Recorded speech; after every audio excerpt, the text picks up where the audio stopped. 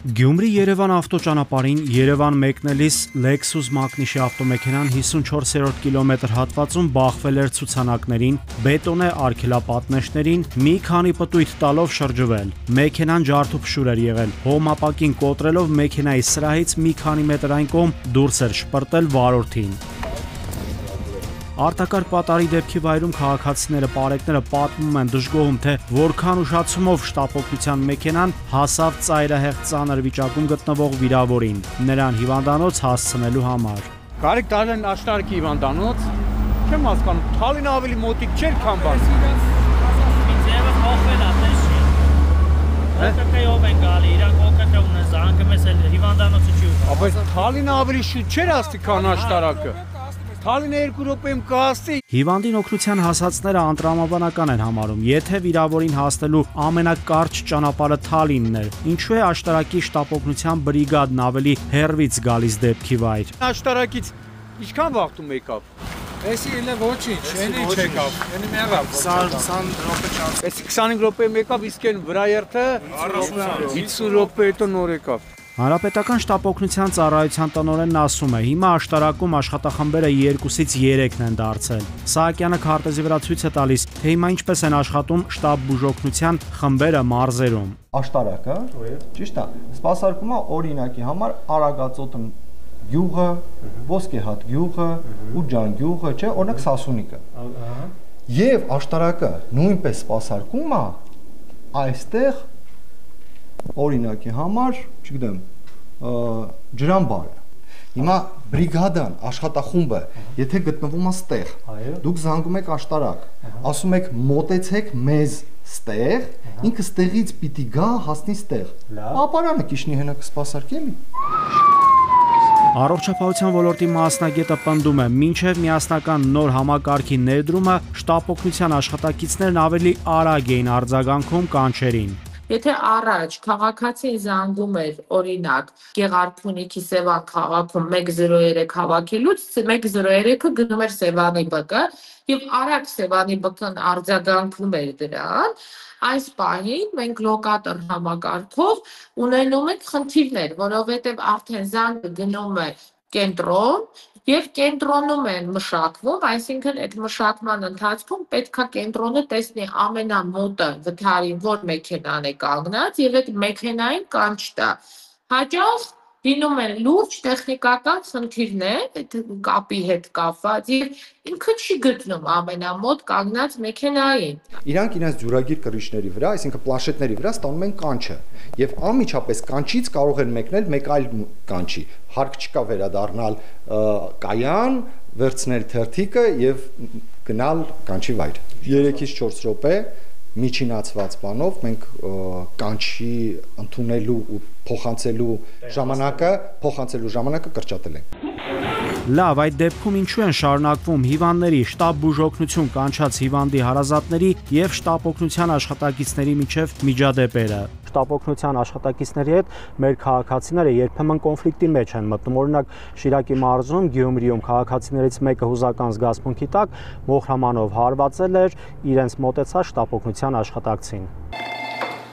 Շտապօգնություն։ Միասնական համակարգի ներդրումից ավելի քան 1 տարի է անցել։ Առողջապահության ոլորտի մասնագետները սակայն այդքան էլ արդյունավետ չեն համարում նոր համակարգը։ Շատ տեխնիկական խնդիրներ լուծված չեն, այսինքն պիլոտը համարել կայացած եւ շարունակել այդ, այսպես ասած, բարեփոխումը, կարծում եմ այդքան էլ ճիշտ չի։ Տեխնիկապես հույքագրում արված չէր եւ համակարգը պատրաստ չէր այս տեխնիկական հնարավորություններով, որպեսզի այդպիսի խնդիրները լուծեն։ Հանրապետական շտապօգնության ծառայության տնօրենն էլ այն կարծիքին է, որ միասնական համակարգի շնորհիվ զանգերի կանչերի արդիականացում է տեղի ունեցել։ Մենք հստակ գիտենք որտեղից է զանգը գալիս եւ ուր է գնում։ Շատ ժամանակ բացում էր դեղարկղը եւ ընդամենը 2-3 տեսակի կարող է դեղ լիներ կամ օրինակ եմ ասում, հա, 2-3 տեսակի, բայց ներկա պահին մենք հագեցնում ենք, եթե հանրապետական շտապօգնություն է, ուրեմն հագեցնում ենք ամբողջությամբ դեղարկղը այն բոլոր ստանդարտներով, որ չափորոշիչներով, որոնք որ կա հրամանով։ Ամիսներով օրինակ ամենակարևորագույն պրեպարատներից մեկը, օրինակ մագնեզիումի սուլֆատը բացակայում է։ Մինչև գնումներով կազմակերպում են, բերում են, ստացվում է 2-3 ամիս շարունակ մարդիկ գնում են օրինակ զարկերական երջնշումով հիվանդի տուն եւ այնտեղ իրենք չեն ունենում հասարակ առաջի բուժօգնության այդ պրեպարատը։ Նույն խնդիրը ունեն նարկոլոգիական անալգետիկների հետ կապված եւ կարծում եմ սա շատ ավելի լուրջ խնդիր է, որովհետեւ շտապօգնությունը հասնում է հիվանդին առանց դեղորայքի։ Լուրջ խնդիր է նաև, երբ միևնույն շտապօգնության մեքենան մի մարզից մյուսը դիակների տեղափոխություն է իրականացնում, ինչը լրացուցիչ ծանրաբեռնվածություն է առաջացնում շտապօգնության համակարգի համար։ Ըստ սանիտարական նորմերի այն մեքենան, որը դիակ է տեղափոխում կամ ենթադրենք բուժառուն մահացել է շտապօգնության մեջ, ինքը մի քանի ժամ պետք է կանգնի, անցնի սանիտարական, այսպես ասած, մշակում, նոր այնուհետև անցնի գծային աշխատանքի, որը որ այս պահին կարծում եմ այս մեքենաների քանակով չեն կարող իրականացնել։ Ֆիքսում ենք, որ ավտոպարկը շատ վատն է, օրինակի համար համ մարզերում եւ հանրապետական շտապօգնության ծառայությունը ձեռք է առել այն հնարավորությունը, որ վերանորոգումը մենք ենք իրականացնում, որովհետեւ շատ բազմաթիվ մեքենաներ կան, որոնք որ անսարք են եղել, ու մենք հիմա վերանորոգում ենք եւ տրամադրում ենք աշխատախմբերին։ Ամառային ամիսներին մայրուղիների տարբեր հատվածներում կարելի էր տեսնել հերթապահող շտապօգնության ավտոմեքենաների, որոնք որ ավելի արագ էին արձագանքում մայրուղիներում տեղի ունեցող ավտովթարներին, արտակարգ պատահարներին։ Այդ մեքենաները կանգնում էին, դա հատուկ հրամանով, այս տարի դա չեն արել, դա դադարացրել են, մենք ժամանակի կորուստ ունենում ենք։ Բազմաթիվ խնդիրներ են առաջանում նաև հիվանդներին շտապօգնության ավտոմեքենաներով հիվանդանոց տեղափոխելու ժամանակ։ Շտապօգնությունը հիվանդին ասում է,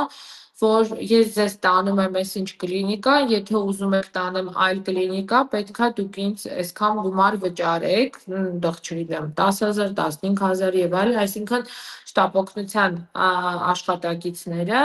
սակարկում են նաև այդ բուժծառայության հասկանալի պատճառներով, որովհետև շտապօգնության բժիշկներ ունեն սիրելի հիվանդանոցները, այնտեղ խոսում են նաև հատկատային համակարգերի մասին, որը գոյություն ունեն եւ այլն, դա իրավապահները թող զբաղվեն։ Եթե պացիենտը հրաժարվում է տեղափոխվել այդ բժշկական կենտրոն, այլ իր քմահաճույքի համար,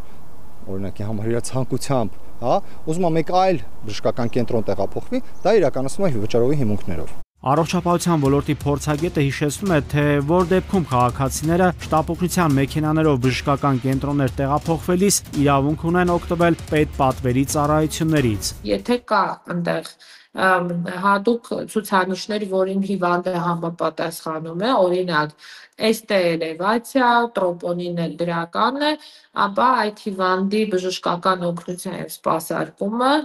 նաեւ ստենտի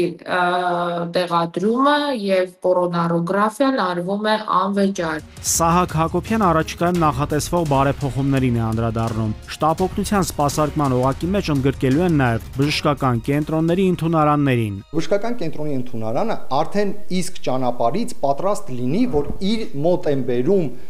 Պողոսյան Պետրոսին, որը որ տառապում է այսինչ խնդիրներով, եւ ինքը արդեն պատրաստվի ընդունարանում ընդունել այդ պացիենտին։ Վերջին շրջանում շատ են նաև շտապօգնության մեքենաներով ճանապարհատրանսպորտային պատահարները։ Նմանատիպ մի դեպք էլ տեղի էր ունեցել Մասիս քաղաքում։ Խաչմերուկներից մեկում բախվել էին Արարատի մարզի Մասիս բժշկական կենտրոնի շտապօգնության ավտոմեքենան եւ Opel Zafira Magnishi ավտոմեքենան։ Վթարի հետևանքով շտապօգնության ավտոմեքենայից բուժքույրը տեղափոխվել էր հիվանդանոց։ Նաիրի Մուրադյան, Զորաբ Քարանյան, Սուրանկյուն։